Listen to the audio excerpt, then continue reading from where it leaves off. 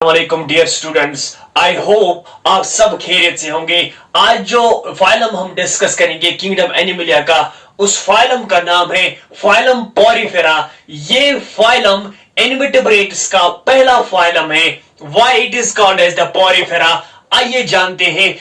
Porifera, pori means pore, pori means pore and fera means bearing, fera means bearing.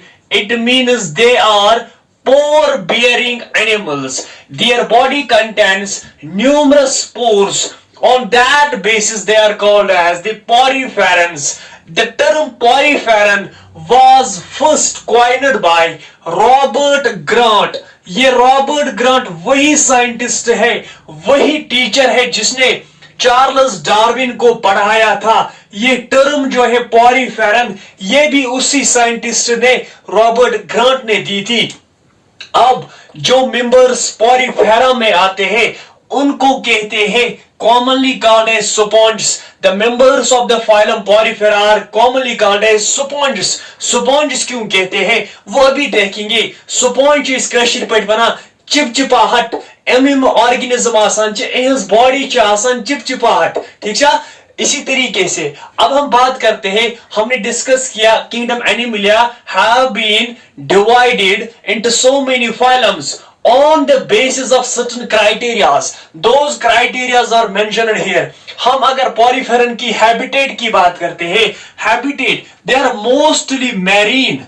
यहां पे आपको organisms marine मिलेंगे, यानी salt water में फाउंड होंगे, except some poriferans like spongilla. जो स्पोंजिला है ये फ्रेश वाटर स्पॉन्ज है, याद रखना, this is the fresh water sponge. Important exam में आता है। हम कहते हैं मेजॉरिटी ऑफ द जो ये है पोरिफेरन्स वो क्या होते हैं, वो साल्ट वाटर में पाए जाते हैं except spongilla. Point number second, अगर हम यहां पे देखेंगे level of organisation, grade of organisation, यहां पे कौन सी ग्रेड होती है, that is cellular grade of organisation यहां पे पाई जाती है, सेलुलर लेवल की। अभी सेल्स डिफरेंशिएटेड नहीं होती है इनटू टिश्यूज और इनटू ऑर्गन्स, ठीक है ना। अब जर्म लेयर्स की बात करते हैं, याचा एक्टोडर्म, एंडोडर्म, मेसोडर्म, पोरम ऐसा गमत किन्ना नहीं, क्योंकि सेल्स अभी होती है, अभी तक डिफरेंशिएशन नहीं होती है, तब जाके हम कहते हैं यहां पे no germ layers are formed, यहां पे अभी कोई जर्म लेयर नहीं फॉर्म होता है। अब बात करते हैं सीलोम की, क्या यहां पे बॉडी कैविटी प्रेजेंट होती है, नहीं, बॉडी कैविटी अभी यहां पे फॉर्म नहीं होती है, तभी जाके हम यहां पे कहते they are acoelomates, they are acoelomate without coelom. अब बात करते हैं बॉडी प्लान की, क्या बॉडी प्लान इनका इन सेलुलर एग्रीगेशन है, क्या ब्लाइंड से बॉडी प्लान है, क्या to within to body plan है। हम कहते हैं यहां पे सेलुलर एग्रीगेशन बॉडी प्लान है, यानी सेल्स एग्रीगेट होते हैं, उसी किस्म का बॉडी प्लान यहां पे होता है। हम बात करते हैं सिमेट्री की, क्या सिमेट्री कौन सी होती है, क्या ये रेडियल सिमेट्री शो करते हैं, बायलेटरल सिमेट्री शो करते हैं, या कोई सिमेट्री ही शो नहीं करते। हम एनसीईआरटी के मुताबिक देखेंगे they are mostly asymmetrical. NCERT लिखती है दे आर मोस्टली एसिमेट्रिकल, लेकिन जब हम आगे पढ़ते हैं इस इनमें से कुछ मेंबर्स रेडियल सिमेट्री शो करती है। क्या कौन सी सिमेट्री, रेडियल सिमेट्री भी शो करती है। हाँ, आपको याद रखना है मोस्टली आर एसिमेट्रिकल एनिमल्स। अब देखते हैं यहां पे सेगमेंटेशन, क्या मेटामेरिज्म, क्या बॉडी एक्सटर्नली और इंटरनली डिवाइडेड होती है सेगमेंट्स में, जिन सेगमेंट्स को हम कहते हैं मेटामियर्स, हाँ ना, वो यहां पे एब्सेंट होती है। हम कहते हैं मेटामेरिज्म और segmentation is absent here. Point number last, notochord, क्या इनमें नोटोकॉर्ड प्रेजेंट होता है या एब्सेंट होता है। हम कहते हैं नोटोकॉर्ड एब्सेंट होता है, तभी तो ये नॉन कॉर्डेट्स में आता है, तभी तो ये इनवर्टेब्रेट्स में आता है। अब चलिएगा, ये कुछ पॉइंट्स थे जिनसे हम क्या करते थे, एनिमल किंगडम को क्या करते थे, डिवाइड करते थे, क्लास में करते थे। इसके अलावा भी कुछ पॉइंट्स आपको जानने होंगे जरूरी। हम कहते हैं यहां पे जो डाइजेस्टिव सिस्टम होता है वो डाइजेस्टिव सिस्टम एब्सेंट होता है, ठीक है ना। लेकिन जो यहां पे डाइजेशन होती है, डाइजेशन यहाँ पे कौन सी होती है? Intracellular digestion. यहाँ पे एक्स्ट्रा सेलुलर डाइजेशन नहीं होती है। यहाँ पे ये गजा लिया जाता है और इस गजा को सेल में ही ब्रेक डाउन किया जाता है, ठीक है ना। अब यहाँ पे और भी सिस्टम्स होते हैं, चाहे रेस्पिरेटरी सिस्टम, चाहे सर्कुलेटरी सिस्टम, चाहे एक्सक्रीटरी सिस्टम, चाहे नर्वस सिस्टम, ये सारे के सारे सिस्टम्स क्या यहाँ पे एब्सेंट होते हैं। चाहे डाइजेस्टिव सिस्टम, चाहे रेस्पिरेटरी सिस्टम, चाहे एक्सक्रीटरी सिस्टम, चाहे nervous system, all the systems are absent here in this phylum, ठीक है ना। अब वन मोर पॉइंट हम डिस्कस करेंगे, सेक्सेस और नॉट सेपरेट। यहां पे आपको मेल और फीमेल सेपरेट नहीं दिखेगी, बल्कि यहां पे आपको दोनों सेक्स एक ही इंडिविजुअल में मिलेंगे। जब आपको दो सेक्सेस एक ही इंडिविजुअल में मिलेंगे, हम इस वाले कंडीशन को कहते हैं hermaphrodite। क्या कहते हैं? hermaphrodite। When both the sexes are present in a single individual, we call this condition as the hermaphrodite, or also called as the monoecious. What we call it as? Monoecious. It means एक ही organism में दोनों sex, mail भी female भी present है, ठीक है ना। अब चलते हैं, सेक्सुअल रिप्रोडक्शन होती है या नहीं होती है? हाँ होती है। कैसे होती है? By means of gametes. Male gamete बनाता है और फीमेल भी गिमीट बनाती है एक ही ऑर्गेनिज्म में, ठीक है ना। तब जाके ये फ्यूज होते हैं, फर्टिलाइजेशन होती है। और वो फर्टिलाइजेशन क्या होती है? इंटरनल फर्टिलाइजेशन होती है, वो एक्सटर्नल फर्टिलाइजेशन नहीं होती है, याद रखना।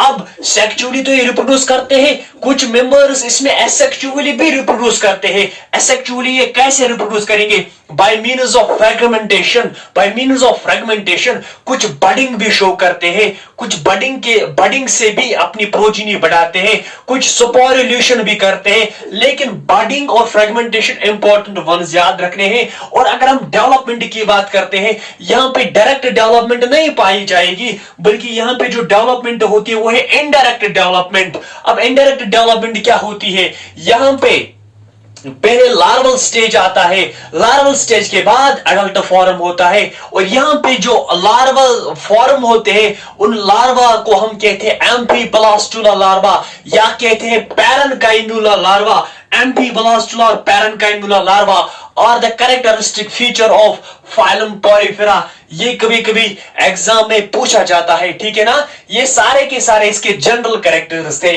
अब हम देखते हैं इसके कुछ यूनिक फीचर्स। ये वाला फीचर सिर्फ आपको मिलेगा किसमें? फाइलम पोरिफेरा में, स्पॉन्ज में। हम देखते हैं यहां पे कैरेक्टरिस्टिक फीचर, यूनिक फीचर होता है, that is water canal system. It is also called as the water canal system. जो होता है ये वाटर के लिए होता है, फॉर द फूड के लिए होता है। हम देखते हैं ये जो इसकी बॉडी होती है, दिस इज द बॉडी। ये अगर बॉडी है, इस बॉडी में आपको दो लेयर्स मिलेंगे। जो आउटर लेयर होती है, this outer layer is called as the pinacoderm. ये जो पिनाकोडर्म होती है, this is the outermost layer of this water canal system. And this pinacoderm, इसकी फंक्शन क्या है? It is function is protect the inner canal system. ये protection में help करता है। नंबर सेकंड आप देखते हैं, ये यहां पे छोटे छोटे पोर्स होते हैं। क्या होते हैं? छोटे छोटे पोर्स, जिनको हम कहते हैं ऑस्टिया। क्या कहते हैं? ऑस्टिया। इन ऑस्टिया बहुत न्यूमरस होते हैं, लेकिन माइन्यूट पोर्स होते हैं। हम ऐसे लिखेंगे ऑस्टिया और small but many in number. Ostia help us in the inlet of water. जब वाटर अंदर चला जाता है, तभी जाके इस वाटर के साथ जो गजा पार्टिकल्स होते हैं, फूड पार्टिकल्स होते हैं, वो भी इस बॉडी में चले जाते हैं, ठीक है ना। अब अंदर साइड से एक और डर्म होती है इस कैनाल सिस्टम का, जिसे हम कहते हैं कानोडर्म। क्या कहते हैं? कानोडर्म। जो मैंने ग्रीन वाले से बनाया है, जिसे हम कहते हैं कानोडर्म। लेकिन ये कानोडर्म कंटेन करता है एक इंपॉर्टेंट सेल, जिस सेल का नाम है कानोसाइट्स। कानोडर्म एक लेयर है ये कंटेन करती है एक सेल जिसका नाम है कॉनोसाइट्स, और ये कॉनोसाइट्स होते हैं फ्लैजिलेटेड। क्या होते हैं? फ्लैजिलेटेड। ये सेल्स कंटेन करती है फ्लैजिला। ये वाला पॉइंट एग्जाम में पूछा जाता है। ये कॉनोसाइट्स किसका कैरेक्टरिस्टिक है? ये कॉनोसाइट्स सीलिया कंटेन करती है या फ्लैजिला कंटेन करती है? हम कहते हैं फ्लैजिला कंटेन करती है। क्यों फ्लैजिला कंटेन करती है? ताकि जो वाटर आएगा, फूड आएगा, उसको ये प्रोपल करेगा। कहां से? इस यहां बॉडी कैविटी में, जिसे स्पॉन्जियोसील कहते हैं। ठीक है ना? अब कॉनोसाइट्स होते हैं, कॉनोसाइट्स फ्लैजिलेटेड होते हैं। अब जो ये यहां पे बॉडी कैविटी है ना, ये इतनी बड़ी cavity, this body cavity is called as a spongocoel. क्या कहते हैं? स्पॉन्जियोसील। तभी जाके हम कहते हैं पॉरीफेरनस को स्पॉन्ज। अब पता चला स्पॉन्ज, पॉरीफेरनस को स्पॉन्ज क्यों कहते हैं? क्योंकि ये कंटेन करते हैं बॉडी कैविटी स्पॉन्जियोसील। ठीक है ना? अब पॉरीफेरन क्यों कहते हैं? छोटे छोटे पोर्स होते हैं, जिन पोर्स को कहते हैं ऑस्टिया, और एक लार्ज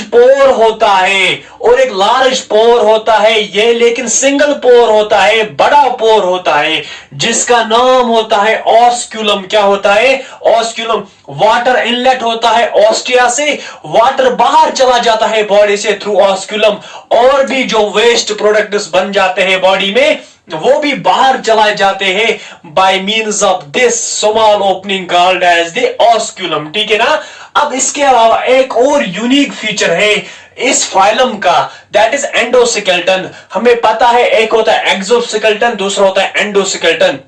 जिस तरीके से हमारी बॉडी में बोन्स होती है, इसी तरीके से इसकी बॉडी में क्या पाया जाता है? एक तो स्पॉन्जिन फाइबर्स पाए जाते हैं और स्पिक्यूल्स पाए जाते हैं। ये क्या करते हैं? इसकी बॉडी को शेप और स्ट्रक्चर प्रोवाइड करते हैं। जो स्पॉन्जिन फाइबर्स होते हैं ये प्रोटीन्स होते हैं। जिस तरीके से कोलेजन प्रोटीन होता है, इसी तरीके से स्पॉन्जिन प्रोटीन होता है, जो इसकी बॉडी को क्या देता है? शेप देता है। इसी तरीके से स्पिक्यूल्स होते हैं। स्पिक्यूल्स क्या होते हैं? ये नीडल लाइक स्ट्रक्चर होते हैं। ये स्पिक्यूल्स मेड अप ऑफ, ये कैल्शियम कार्बोनेट के बने हुए होते हैं, या ये किसके बने हुए होते हैं? या कैल्शियम कार्बोनेट, आप याद रखना, ये जो स्पिक्यूल्स होते हैं कैल्शियम कार्बोनेट के बने होते हैं।